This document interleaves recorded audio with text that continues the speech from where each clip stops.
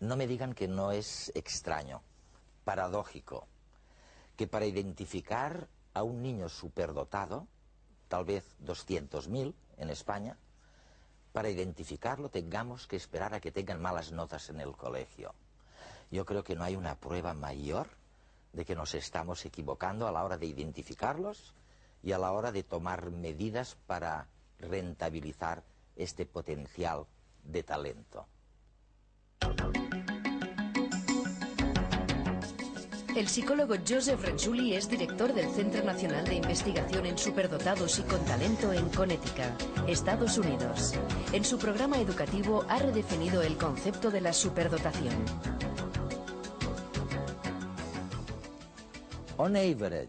En promedio, ¿cuánta gente potencialmente superdotada hay en la Universidad de Connecticut, donde tú das las clases? No es fácil de decir, ya que cuando una persona entra en la Universidad de Connecticut y ha superado a muchos de sus compañeros anteriores. Nuestra universidad es muy competitiva y la entrada no es fácil. Yo diría que en esta universidad entra un gran grupo de jóvenes increíblemente inteligentes, que no son la media normal que ha acabado la educación secundaria.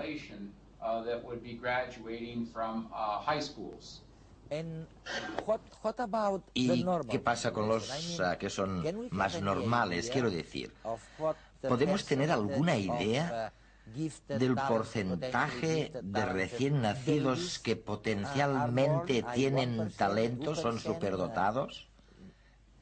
¿El 1%? Creo que es una cifra bastante superior al 1 o 2%. Podríamos estar hablando de aproximadamente el 15 al 20% de la población general.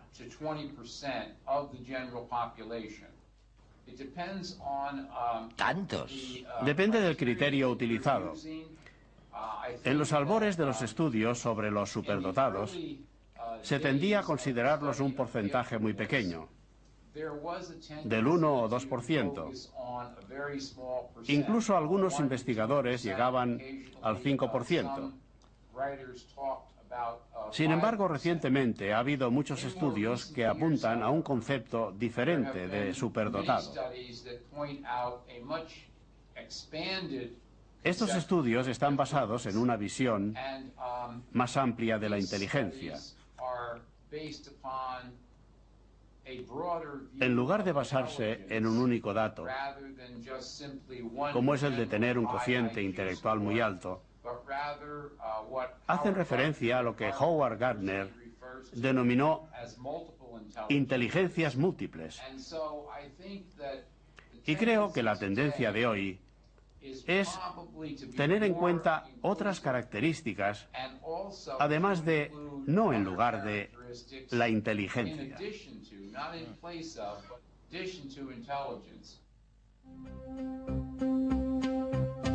¿Conoce usted a un superdotado?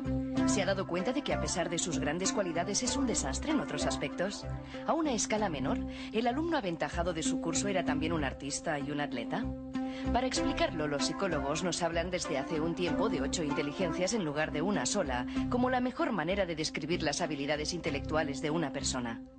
La genética unida a la educación y al contexto social de cada individuo condicionan que se desarrolle cada una de ellas en grados distintos.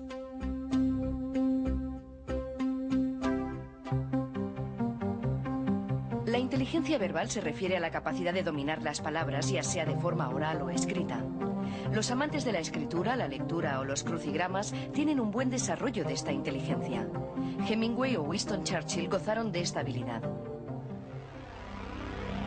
Einstein, Kasparov o Bill Gates, en cambio, son ejemplos de talentos en inteligencia lógica.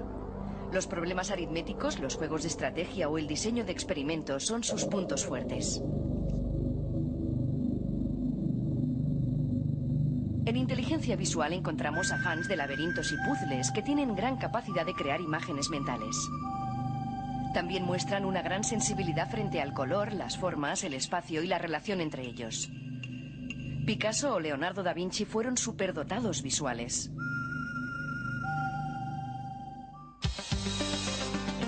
Cuando pensamos en estructuras rítmicas y musicales, en los grandes compositores de la historia, estamos hablando de inteligencia musical. A los que gozan de esta habilidad, cantar y hacer ritmos, incluso con su propio cuerpo, les resulta tan sencillo como respirar. Además, discriminan sonidos que pasan desapercibidos a otros.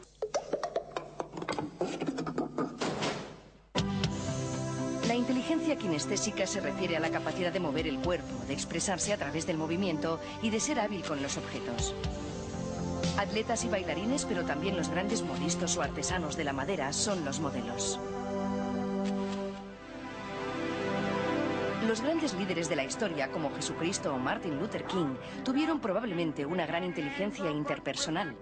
Fueron grandes comunicadores, capaces de entender e interpretar el comportamiento y sentimientos de los demás.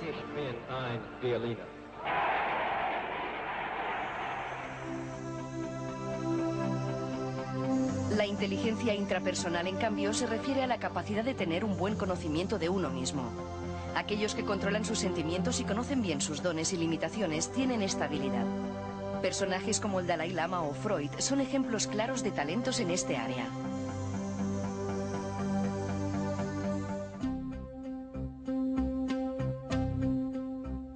Finalmente, también podemos hablar de inteligencia naturalista, que define la capacidad de reconocer y clasificar formas y estructuras en la naturaleza.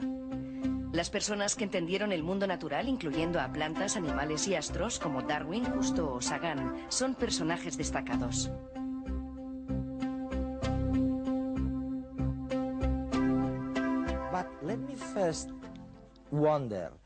Déjame primero preguntarme una cosa.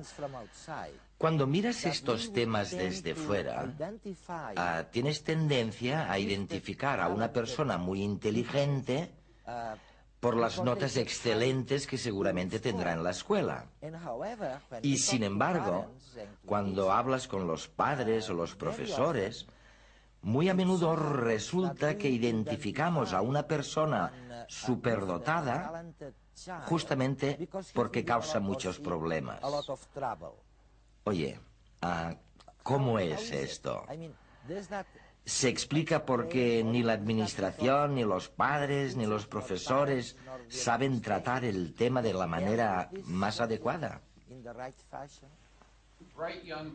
Los jóvenes muy inteligentes, muchos de los cuales seguirán estudiando después de secundaria y llegarán a la universidad y se convertirán en científicos o filósofos o ingenieros, a menudo siguen un contenido curricular que normalmente pueden seguir y completar mucho más rápidamente y mejor que la mayoría de los estudiantes. Si esto es así, el primer inconveniente es que no están motivados. Y en segundo lugar, en muchos casos se aburrirán con las tareas. Algunos perderán el interés por la escuela y en algunos casos puede que se conviertan en alumnos problemáticos. Su principal problema es que la escuela no es un lugar de motivación para ellos. Es por esto que creo que es muy importante que hagamos todos los cambios necesarios en los programas educativos de estos jóvenes de dos formas. La primera es analizar el currículo existente y ver qué partes se pueden abreviar para ellos. Y en segundo lugar, hay que proporcionar a estas personas la oportunidad de que tengan actividades más productivas, más motivadoras, como talleres de escritura creativa, talleres de arte creativo, proyectos de investigación, que puedan utilizar las técnicas y la metodología de las personas que tratan con los aspectos más creativos y productivos de estos campos.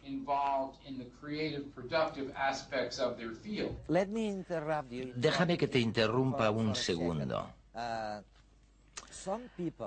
Hay gente que dice que si intentas separar a estos superestudiantes, superdotados, del resto de la clase, y si los juntas a todos en una clase especial, que esto, dicen, podría conducir a un cierto elitismo en la educación que probablemente no fuera bueno. Bueno, personalmente no lo creo. Pero, ¿qué les dirías tú a la gente que tiene dudas sobre esta idea de juntar a los superdotados en un grupo específico? Creo que lo primero que debemos tener en mente es que la igualdad de oportunidades no quiere decir que se proporcionen las mismas experiencias a todos los estudiantes. Y creo que lo que es verdadera igualdad es proporcionar a los jóvenes experiencias según sus niveles de habilidad, su capacidad. Esto no quiere decir que tengamos que separar a todos los estudiantes todo el tiempo. Pero si unos jóvenes están más avanzados en un área como matemáticas o en química, que es tu área, entonces debemos proporcionar un espacio al día o a la semana en el que los estudiantes podrán juntarse para tener un nivel adecuado de motivación.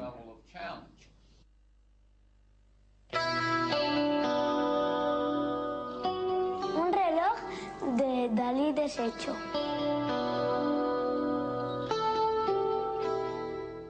Con 3 años se hizo un dibujo que era una pasada, una pasada. Nos dibujó a su padre, a mí embarazada, pero vamos, genial, ¿eh? Y bueno, que luego lo veía siempre con los libros, y no he jugado nunca, o sea, con libros, aburrido con los niños, problemas con los niños. Y ya en primero de primaria la profesora nos dijo que pensaba que era superdotado, que convendría hacerle las pruebas. Y sigue teniendo problemas con los niños porque es que se aburren. A lo mejor viene algún niño a casa y le saca, yo qué sé, un documental del cuerpo humano o un documental de peces o de fósiles o de arte. Le saca un libro de arte y los niños salen aire, se dan. Y claro, sufres a tu manera porque lo ves solo en el patio, pero no, es un niño que es muy feliz porque él habla con la gente mayor y se lo gana, es que tiene como un imán. Pero claro, con lo de su edad se aburre bastante. Hizo un dibujo, él hizo un escrito a copito de nieve y le decía pues que él sabía que había muerto de cáncer y que nunca lo olvidaría. Y ponía pues, te encontraron en la selva, te trajeron, o sea, toda la historia de Copito que yo toda no me la sé, pero él estuvo viendo el K3, se ve el informativo y oye, me impactó mucho. En el Instituto Catalán de Superdotación, un equipo de psicólogos y pedagogos atienden las necesidades de Víctor y otros muchos niños, adaptando los contenidos que aprenden en las escuelas a su elevado nivel intelectual. Pero además de eso, se encargan de velar por su estabilidad emocional, ayudándoles a no sentirse discriminados. Desde este centro se intenta que esta iniciativa se extienda a todo el Estado español.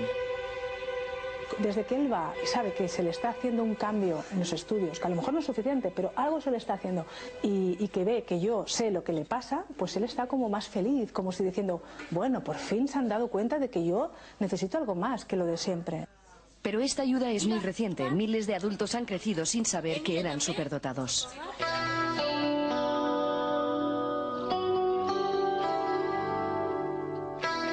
Yo de pequeña sobre todo lo que quería era conocer el universo, ¿no? Entender por qué estábamos aquí, cuál era el sentido de la existencia, las típicas preguntas, ¿no? De dónde venimos, hacia dónde vamos. Y sobre todo tenía una especial vocación, una especial predilección por entender el cosmos, el universo, cómo era, describirlo y entender cuál era la última razón, ¿no? La última causa.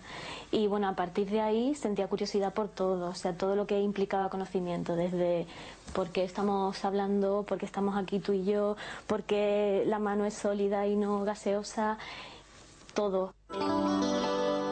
Pero yo creo que el problema principal del niño superdotado, más que el aprendizaje, es la manera de sentir la vida, de enfrentarse a ella y de vivir los sentimientos. El niño superdotado suele ser una persona muy sensible, una persona que ve el mundo de una manera global, diferente, y a veces intentan encuadrarte o encasillarte ya desde pequeño y decirte no, el mundo es de una determinada forma y que te lo creas, ¿no? Y tú te haces preguntas o intentas entender desde el sentimiento.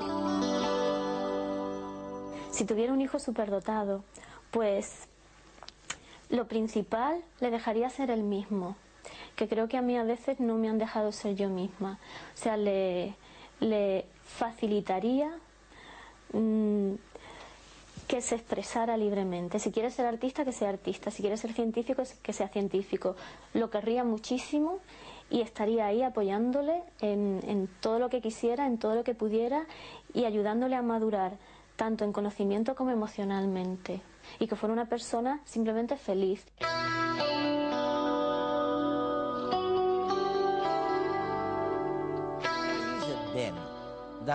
¿Por qué sucede que los hijos únicos tienen más éxito que los hijos de una familia numerosa? Y de todos, los primogénitos parece que tienen más éxito en el mundo que los que le siguen después. Extraño. Esta es una pregunta muy interesante. Existen algunas investigaciones que demuestran cómo los hijos únicos a menudo tienen más éxito en la escuela y a veces en carreras universitarias. Esto creo que es cultural, sobre todo en países donde el primer hijo, si es varón, recibe una serie de atenciones especiales de los padres. Y a veces este es el hijo del que se espera que continúe el linaje o los negocios.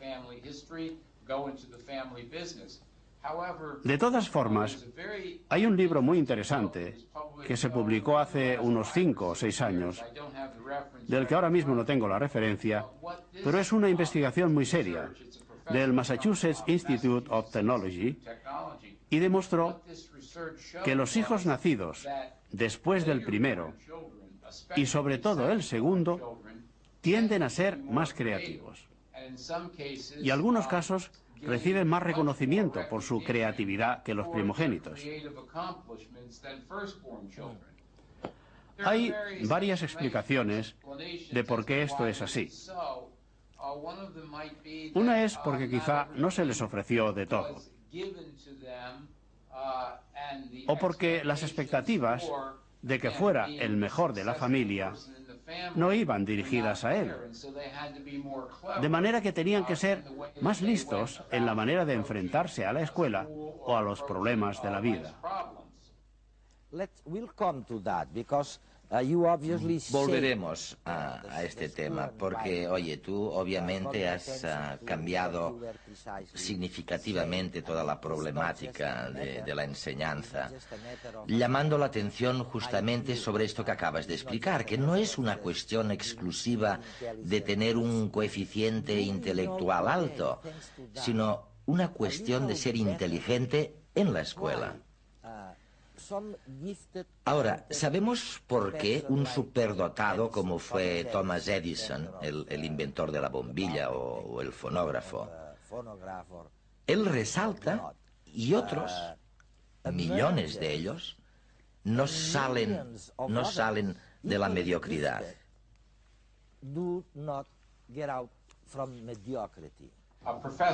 Hay estudiantes que aprenden todo lo que se les enseña muy eficientemente, de forma muy rápida y a un gran nivel, y que te pueden repetir esa información en exámenes o evaluaciones. Y hay otros alumnos que aparte utilizan lo aprendido ante problemas o en otras situaciones donde introducen nuevas e innovadoras ideas. Tienen una gran parte creativa y además están dispuestos a trabajar más y mejor en un problema en particular. Podemos pensar que si agrupáramos a todos los que han sacado mejores notas e intentáramos que fueran inventores como Thomas Edison, inventarían nuevos aparatos técnicos, escribirían excelentes historias, poesías y obras de teatro.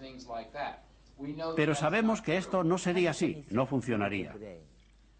¿Tiene algo que ver con el cerebro todo esto? ¿Se ha estudiado el cerebro de personas con talento que tengan un gran nivel de compromiso con sus tareas o con sus proyectos, de creatividad y de capacidades en general? Creo que la ciencia se encuentra en los albores del análisis del cerebro. Una de las cosas que seguro que sabes, por el proyecto del genoma humano, es que de hecho todos somos más del 99% iguales en nuestro DNA. Somos muy parecidos. Pero creo que sí puede haber ciertas cosas que son más eficaces en unos cerebros que en otros. No hay cerebro igual a otro, como no hay mente igual a otra. Un sutil límite separa lo patológico de lo genial. Pongamos como ejemplo a Albert Einstein. El genio que revolucionó la física es también considerado un autista leve, dadas las dificultades que mostró durante su infancia para hablar y ciertos comportamientos atípicos.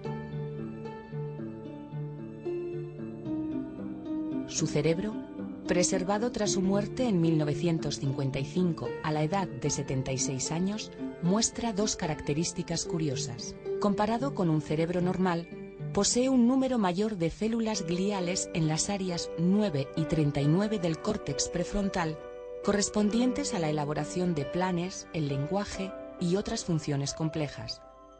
Estas células sostienen y nutren a las neuronas, de modo que su incremento denota una mayor actividad metabólica en esas áreas. Además, desde un punto de vista anatómico, el cerebro de Einstein muestra un hiperdesarrollo en la región inferior parietal, concretamente en el área correspondiente a la visualización tridimensional, el pensamiento matemático y las relaciones espaciales. De hecho, el propio Einstein sostenía que su inteligencia yacía en su capacidad para visualizar los problemas y trasladar esas imágenes al lenguaje abstracto de las matemáticas. En su caso, el cambio anatómico observado se debe a que la cisura de Silvio se ha reducido, dejando espacio para que el lóbulo parietal inferior haya crecido desproporcionadamente. Tal vez esas modificaciones hayan permitido una mayor red de conexiones neuronales, un mejor procesamiento de la información y convertir a Einstein en una persona extremadamente creativa y capaz de producir una obra genial para su tiempo. Estoy sorprendido, no tanto por la poca correlación que existe entre las altas notas por un lado y el éxito en la vida profesional en el mundo por otro, sino que lo que encuentro increíble es la relación que existe entre este éxito en las profesiones y en el mundo por un lado y las actividades no académicas llevadas a cabo por el estudiante. Esto es lo que es increíble. ¿Lo habéis demostrado? Quiero decir, ¿se ha descubierto realmente la irrelevancia de las actividades académicas cuando se intenta educar a alguien para que tenga éxito en la vida? Sí, y déjame que te ponga un ejemplo. Hace unos años tuvimos un grupo de estudiantes que tenían mucho interés por la fisiología. Les hicimos trabajar en un proyecto en el que construyeron un esqueleto humano de tamaño natural. Produjeron unos vídeos y también materiales didácticos para que se pudiera enseñar fisiología a otros estudiantes. El compromiso que tuvieron con esta tarea fue muy alto. Para hacer este trabajo tuvieron que ser muy creativos y se acostumbraron a este tipo de tareas. En ese grupo había 6 estudiantes y hemos analizado ahora qué hacen. Y 5 de ellos han seguido estudiando hasta llegar a ser médicos o han cursado algún tipo de ingeniería relacionada con la profesión médica.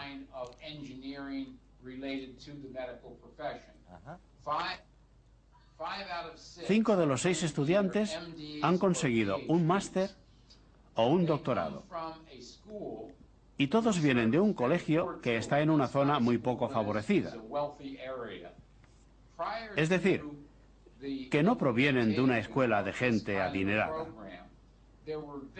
Antes de implementar este tipo de programa educativo, había muy pocos niños del distrito de esta escuela que accedían ni tan solo a hacer una educación secundaria. Y muy pocos durante años llegaron a hacer estudios universitarios.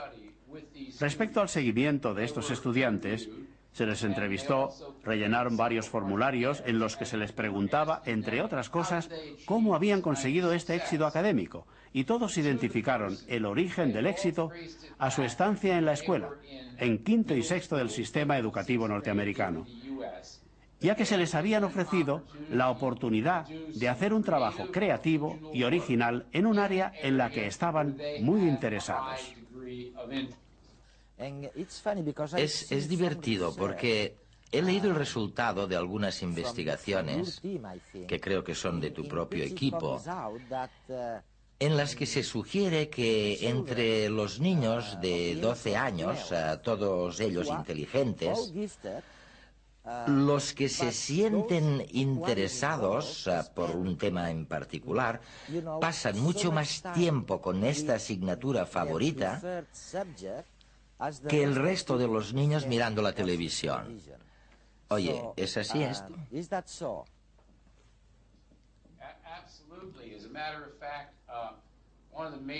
Desde luego. De hecho, uno de los proyectos de investigación más importantes llevados a cabo en Estados Unidos por el profesor Gibson Mackay de la Universidad de Chicago y otros profesores demostraron que jóvenes que tenían mucho talento en varias áreas, música, estudios académicos, arte, incluso en deportes, pasaron casi tanto tiempo estudiando su área favorita como el resto de los jóvenes de Estados Unidos pasan mirando la televisión. Y tengo que decir que en Estados Unidos la gente pasa muchísimo tiempo mirando la televisión.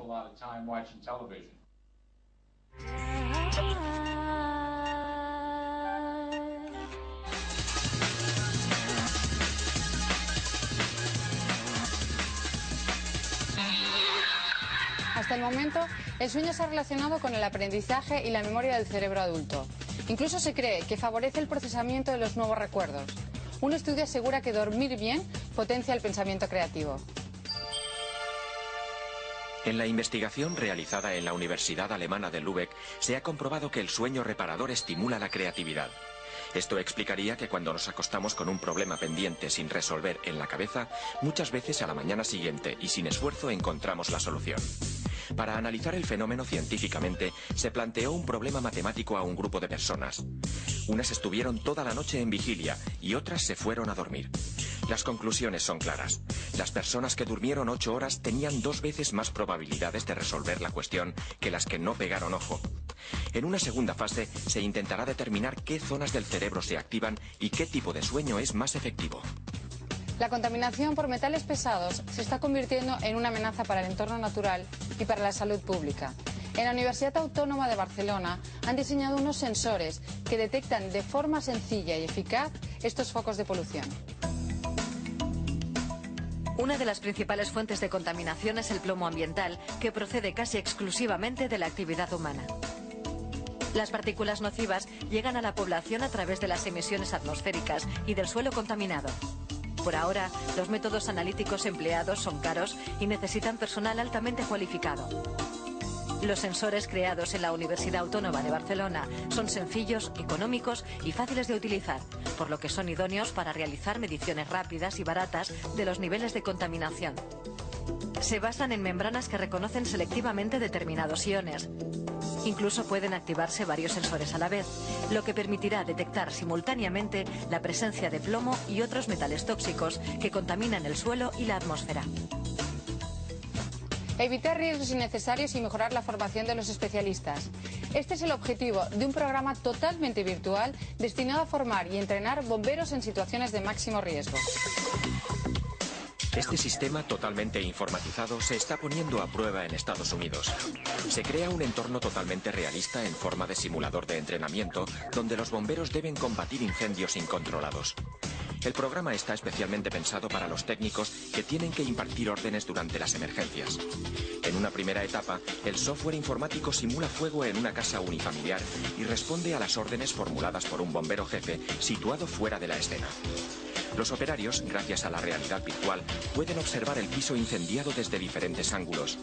La situación e intensidad de los focos de fuego y del humo cambia cada 15 minutos, por lo que se convertirá en una herramienta muy útil para los expertos que deben apagar fuegos reales.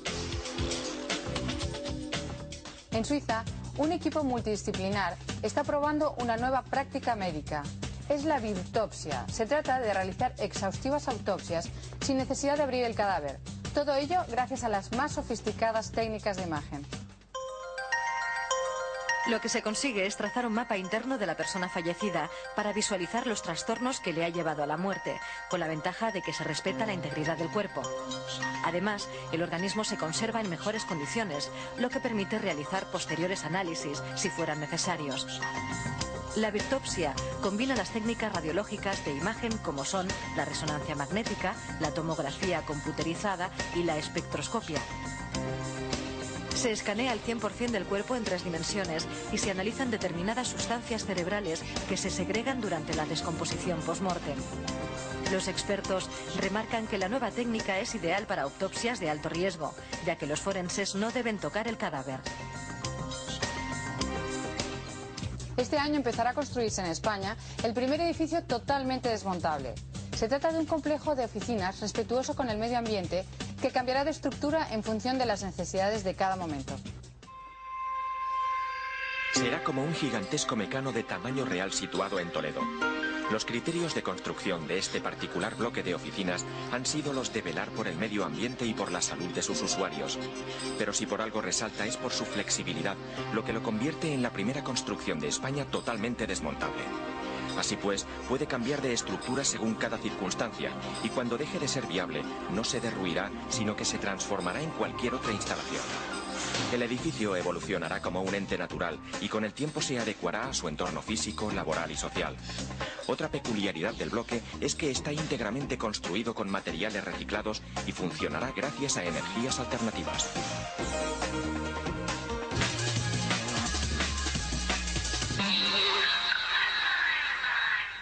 No me digan que no es extraño, vamos, que no es extrañísimo, que la mayoría de las veces identificamos a los niños, a los adolescentes superdotados, les llamamos superdotados, porque no van bien en la escuela, porque tienen problemas. No puede haber, yo creo, Javier, una prueba mayor de que los padres, las escuelas, los ministerios no lo hacen bien a la hora de tratar este problema, ¿no? Oye, los niños superdotados, ¿qué representan? ¿Un 2% de la población? Por ahí andará el tema si lo... Bueno, hay, como ya decía antes Renzulli en la entrevista, hay diferentes criterios, pero digamos que 2-3% sería muy aceptado por todo el mundo, pero se habla incluso del 5, del 10 y hasta del 15%. ¿Eso en ¿verdad? España qué significa, por ejemplo? Bueno, en España simplemente si habláramos de un punto que se suele utilizar como referencia, que es el llamado CI 130, sí, que equivale a un 2,28% de la población, significa que estamos hablando de 150 a 160.000 alumnos, de los cuales hay unos pocos centenares identificados. Por lo tanto, quiere decir que la escuela no está realmente respondiendo a unas necesidades educativas específicas, y por eso luego van a venir los problemas, y por eso luego se van a asociar la alta capacidad con el niño con problemas. No, lo que es un problema es no atenderle, no que tenga alta capacidad. Oye, vamos a ver si nos aclaramos un poco. A lo mejor retrocedamos. ¿Cuáles son los mitos que hay en este campo? Primero, el de decir niño superdotado quiere decir notas fabulosas en la escuela. Mentira. No, mentira. Mentira. Niños superdotados, oye, con los demás y no necesitan ayuda externa. Mentira. Mentira total. Y el otro, no hay que ponerlos juntos. Sí. ¿Mentira? Bueno, sí, claro. ¿O hay que ponerlos juntos de vez en cuando? Hay que ponerlos juntos de vez en cuando, como las personas nos reunimos con otras personas diferentes según qué tipo de actividad vayamos a realizar. Cuando tú juegas al tenis, si juegas al tenis, pues jugarás, te socializarás con personas que jueguen al tenis. Y si tocas el piano, pues, o si vas a la montaña, quiere decir que según el tipo de actividades que uno se realiza, se socializa con unas personas o con otras. Pero puede haber un niño que sea muy competente a una edad muy temprana, por ejemplo, para las matemáticas, y que tenga y esté aplicando su conocimiento y su competencia respecto a las matemáticas para estudiar problemas de astronomía, y tú no puedes pretender que se socialice en ese particular con un niño que tiene dificultades de aprendizaje, porque simplemente no hay conexión. Tú sabes, Josep, ¿cómo sabemos que un hueso de dinosaurio, bueno, sí, con un hueso de dinosaurio, olvidémonos, digamos, un hueso de un homínido tiene 80.000 años en lugar de 20.000 años? No puedes saberlo. Bueno, pues lo vas a ver en el experimento de hoy de redes.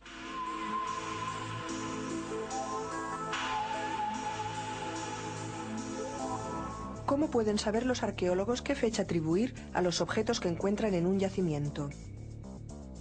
Por una parte, pueden comparar con objetos similares de fechas conocidas por documentos históricos, pero ¿cómo obtener una fecha de épocas en las que no había ningún documento escrito?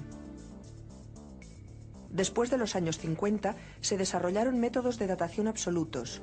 Son métodos bastante precisos basados en las propiedades de los elementos químicos, en especial de aquellos que tienen formas inestables, los radiactivos. Entre ellos, el que destacó porque permitía datar materia orgánica de menos de medio millón de años fue el carbono 14. El carbono se incorpora al ciclo de la vida por la fotosíntesis que realizan las plantas. Los animales lo incorporan a partir de ellas. Cuando un ser vivo muere, deja de incorporar materia. En la atmósfera hay 3 formas atómicas del carbono, 12, 13 y 14. A diferencia de los carbonos 12 y 13, el carbono 14 es muy inestable y por lo tanto radiactivo. Se desintegra espontáneamente emitiendo débiles radiaciones. Como conocemos el ritmo de degradación del carbono 14 en carbono 12, conociendo la proporción de estas dos formas, podremos determinar cuándo vivió el ser vivo estudiado. Cuando de un yacimiento arqueológico se quiere datar un resto orgánico, hay que tomar precauciones para no contaminarlo con carbono actual, especialmente aquel que proviene del propio investigador. Así pues, si en un yacimiento se encuentran huesos, ropas u otro material orgánico, se puede saber a qué época perteneció por el método del carbono 14. La relación carbono 14-carbono 12 nos dirá cuánto tiempo hace que la materia orgánica estudiada estaba viva. Cuando recibimos los resultados del laboratorio de carbono 14, esto nos permite fechar los distintos contextos de la necrópolis. En el caso concreto de una de las urnas, la fecha de carbono 14 era del 620 al 590 a.C., que coincidió con la fecha que nos aportó el ajuar funerario que estaba depositado en el mismo contexto. Los diferentes datos obtenidos por el estudio de yacimientos permiten intuir las sociedades antiguas. No solo los acontecimientos cotidianos, sino también su economía, su estructura social y demográfica e incluso su ideología. Hurgando el pasado, gracias a la tecnología, a las diferencias entre el carbono 14 y el carbono 12. Pero volvamos al tema de los superdotados. Y decíamos que es absolutamente indispensable que haya ritmos distintos, adecuados a las capacidades o al potencial de cada alumno. Pero esto puede ir más allá, ¿no? O sea, si además de eso tenemos que idear métodos distintos de enseñanza para este grupo, o qué es lo que... Sí, efectivamente. Creo que este es un punto de importancia especial. Cuando distintos científicos se refieren de que los superdotados piensan de otra manera, sienten de forma diferente, ven los problemas y tienen formas diferentes de su resolución y requieren formas de aprendizaje diferentes. Atender estas maneras de aprendizaje distintas que requieren es fundamental para el niño superdotado y muy beneficioso para el contexto del aula. Aquí tengo un informe que nos hace una profesora de una escuela pública de l'Empordà, de Calonge, que empieza diciendo: tener en el aula a un niño superdotado es toda una experiencia. Así que aquí parece que ya se demuestra que acepta un reto importante incluso para ella a nivel profesional, ¿no? Y a renglón seguido dice: la riqueza que aporta en el aula representa un beneficio muy importante para los otros niños. Sí, pero Josep, vamos a ver, pero uno de los problemas más comunes es que a veces el superdotado no le da la gana de demostrar que lo es, o sea, de enseñar su vocación práctica de solución de problemas, o sea, no está interesado en esto. Sí, dime, sí, o contradíceme. No, es totalmente cierto. Bueno, eso es lo que llaman los expertos, lo que evitan es el etiquetado social, porque algunos incluso llegan a decirle a sus padres: tengo que cambiar porque yo soy el único diferente en mi clase. Entonces, en cuanto uno es identificado en una clase como el que siempre tiene la respuesta o el que siempre sabe cuál es la tarea que hay que hacer y de la mejor manera posible, muchas veces es rechazado por los demás como el empollón, el listo, etcétera. Hay una serie de etiquetas que no traen cuenta. No ocurriría lo mismo si este niño fuera un gran jugador de fútbol, porque eso es popular a determinadas edades y entonces se convertiría en el líder del grupo, ¿no? Pero de todas maneras, a mí me parece que efectivamente muchas veces los niños, esto como son muy listos, lo descubren enseguida y lo que hacen es camuflarse. Entonces, hay dos tipos de reacciones, y podríamos simplificar un poco, que se pueden producir. Uno, adaptarse al sistema. Ahora mismo estoy pensando en un niño que fue previamente detectado por su profesor de natación a los 4 años, luego nosotros le hicimos un diagnóstico de su competencia intelectual y este es un niño que pasó directamente a segundo de primaria, sin pasar por primero. Pero claro, este niño ya sabía leer mucho antes que los niños de su edad y cuando hizo una serie de trabajos durante el verano y cuando iba a ir a la escuela, la madre le dice: bueno, ¿llevarás estos trabajos que tú has escrito a la clase? Y dice: no, porque los niños de mi clase no hacen esto. Él leía perfectamente libros y en su clase estaban todavía aprendiendo las vocales. Cual quiere decir que el tormento al que se somete a este niño es enorme, pero claro, si él se diferencia de los demás, automáticamente va a ser señalado con el dedo y eso no tiene cuenta. Por tanto, eso es una de las razones, además, que exige que haya ámbitos especiales para que los niños en esas condiciones puedan recibir la educación adecuada. Porque lo que les aburre soberanamente, como cualquier adulto, es la repetición, las tareas simples. Oye, pero, que no exigen Javier, reto, ¿no? pero estamos hablando todavía, aunque vosotros lo criticáis y lo atacáis con razón, esta focalización en el tema de la inteligencia, digamos, escolar. Pero todavía no nos estamos fijando en aquella gente que es superdotada, no tanto por eso, que probablemente algo hay también, sino, yo qué sé, pues porque tiene una experiencia tácita de su propia experiencia de vida, que sabe corregir los errores o más bien sabe sacar conclusiones. Oye, tú has mencionado antes a Stenberg, ¿le quieres oír hablando de esto? De cómo lo importante, todo el mundo tiene errores, dice él, pero solo algunos saben sacar las conclusiones y eso hace de alguien también un superdotado. Mira lo que dice Stenberg. Lo más importante en la vida, yo creo, es no es tener experiencias, es aprender de las experiencias. Y todo el mundo tiene experiencias, pero nuestras investigaciones muestran que la gente que adquiere el conocimiento tácito, el conocimiento de cómo manejar sus vidas, cómo ganar más dinero, cómo estar más apreciado, cómo hacer el trabajo mejor, son personas que aprovechan su experiencia. No es tener la experiencia, es aprender. Lo que les digo a mis estudiantes es que no me molesta si un estudiante hace un error, hace una equivocación. Todo el mundo hace errores. Es bueno hacer errores porque se aprende por los errores. Lo que me molesta es repetir el mismo error muchas veces. Ya lo saben, bueno, ya lo oyen, ya lo ven. Y yo con algunos años en las espaldas les aseguro que Stenberg, como en tantas otras ocasiones, tiene razón. Es increíble la cantidad de gente, bueno, todos cometemos errores, pero es increíble ver cuán poca gente saca conclusiones, saca enseñanzas de sus errores. ¿No os encontráis con esto en la vida? Gente que no aprende de sus propios errores, ¿no? Sí, sí, que se instalan en la pertinaz sequía. Bueno, es muy curioso, es muy curioso. En las técnicas de innovación se sabe, por ejemplo, a la hora de descubrimientos o de fundar empresas, que a la tercera va la vencida, ¿no? Dice la gente.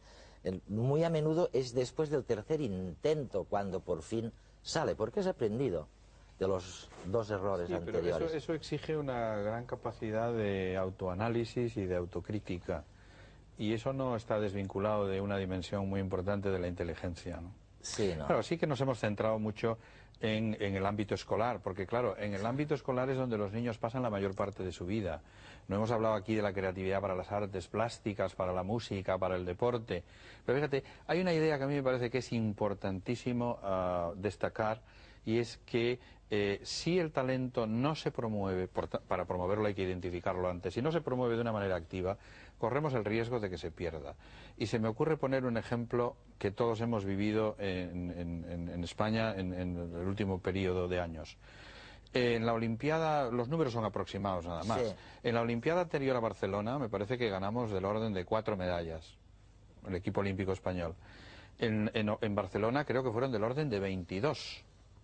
La Olimpiada siguiente a Barcelona ganamos 12 y la siguiente creo que volvieron a ser como 4. Bueno, las cifras son totalmente de memoria aproximadas, pero ¿esto qué quiere decir? ¿Que el desarrollo físico de los españoles sigue un procedimiento ondulatorio? No.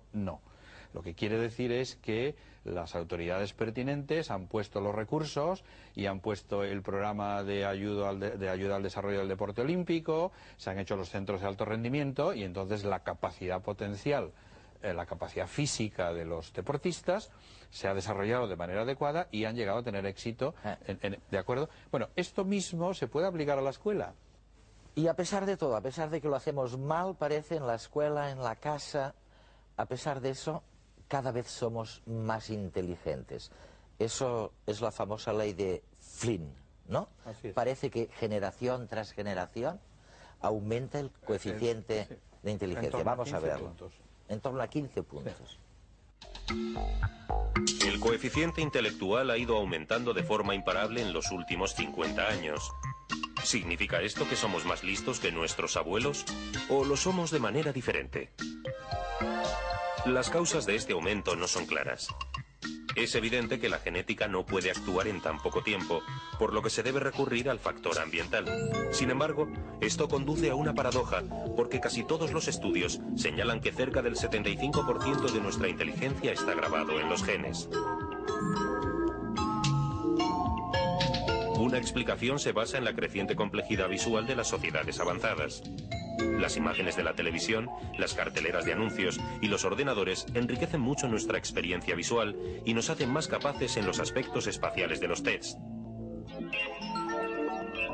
Así, aunque los genes desempeñen un papel principal en las diferencias individuales, el entorno dictaminaría el modo de expresarse de estos genes.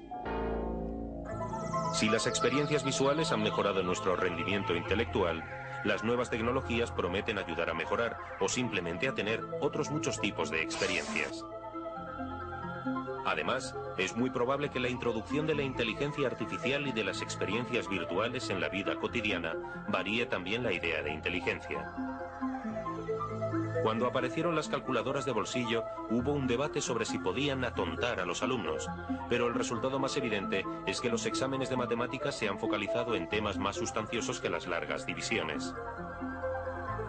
Las nuevas tecnologías tendrán el mismo efecto y no se considerará tan inteligente al que sepa responder muchas preguntas como al que sepa qué preguntas formular. ¿Significa esto que seremos más inteligentes a causa de estas innovaciones? En términos de capacidad bruta, la gente será tan lista como siempre, pero la disponibilidad prácticamente ilimitada de experiencias educativas significará un salto cualitativo muy importante para aprovechar esta capacidad. Cada vez más inteligentes para las cosas, digamos, escolares o de capacidad de aprender.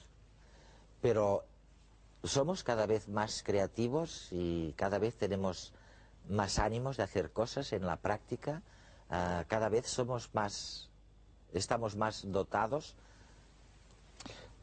Yo creo que sí, no hay más que ver el desarrollo exponencial que está sufriendo el conocimiento humano en todos los campos, quizá muy apoyados en el desarrollo de las tecnologías. ¿Qué hace una familia que tiene este problema ahora, Josep? O sea, ¿qué hace? Porque en la escuela, eso que me contáis de cursos diferenciados, vamos, yo doy clases y no doy cursos diferenciados a mis 60 alumnos, no les doy aspirina para todos, no. ¿Qué hace la familia? Los padres son los primeros en detectar la superdotación. Este es el resultado del estudio que ha realizado el defensor del menor de la Comunidad de Madrid, indicando hasta el 70% de los casos aciertan, frente a un 97% de error de los colegios, de los profesores, con sus equipos de orientación psicopedagógica. Que se equivocan. Que se equivocan, efectivamente, confusiones muy frecuentes. Oye, y aciertan, dice, entonces, exactamente, los padres entonces empiezan a menudo un largo peregrinaje hacia centros, psicólogos, que al no existir la especialización, acaban siendo derivados a un centro especializado donde se hace el proceso de identificación. ¿Tiene algo que ver con el cerebro, Javier? Yo estoy de acuerdo, si me dejas un segundo, bastante con lo que dice Josep. Hace falta una escuela que sea mucho más permeable y menos graduada.